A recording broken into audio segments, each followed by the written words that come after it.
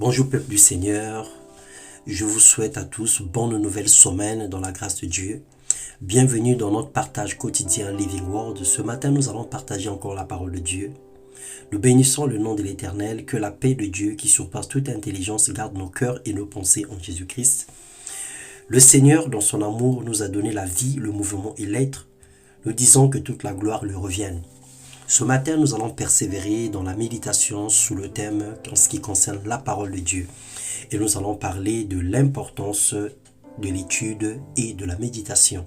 Hier, nous avons fait la différence entre l'étude et la méditation. Et aujourd'hui, nous allons parler de l'importance de ces deux choses. Lorsque nous lisons dans 2 Timothée, le chapitre 3, le verset 14, verset 17, la Bible déclare « Toi, demeure dans les choses que tu as apprises et reconnues certaines, sachant de qui tu les as apprises dès ton enfance. Tu connais les saintes lettres qui peuvent te rendre sage à salut par la foi en Jésus-Christ.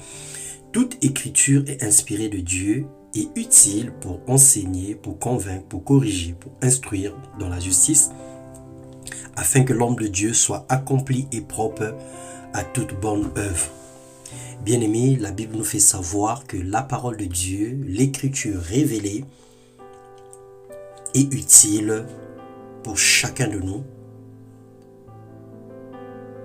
Elle nous enseigne, elle nous corrige, elle nous instruit, elle nous emmène vers la connaissance.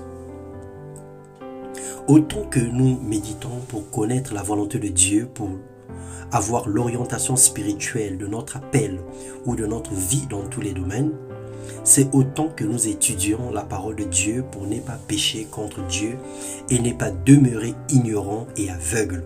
Donc nous avons besoin de ces deux choses. Dans Osée, le chapitre 4, le verset 1 au verset 3, la Bible déclare « Écoutez la parole de l'Éternel, enfants d'Israël. Car l'Éternel a un procès avec les habitants du pays, parce qu'il n'y a point de vérité, point de miséricorde, point de connaissance de Dieu dans le pays. Il n'y a que parjure et mensonge, assassinat et vol et adultère. On use de violence, on commet meurtre sur meurtre.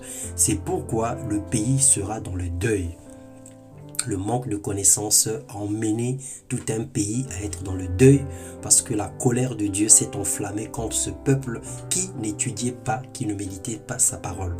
L'étude de la parole de Dieu nous conduit à savoir tout ce qui s'est passé, ce qui se passe et ce qui se passera.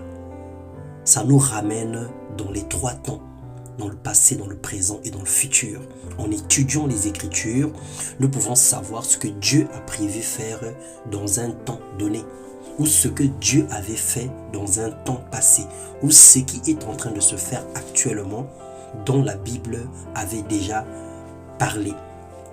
Mais en méditant, le Saint-Esprit nous donnera la réponse ou la solution pour éradiquer la malédiction ou pour se protéger du mal présent, car il y a des situations qui ne peuvent pas changer selon la volonté de Dieu.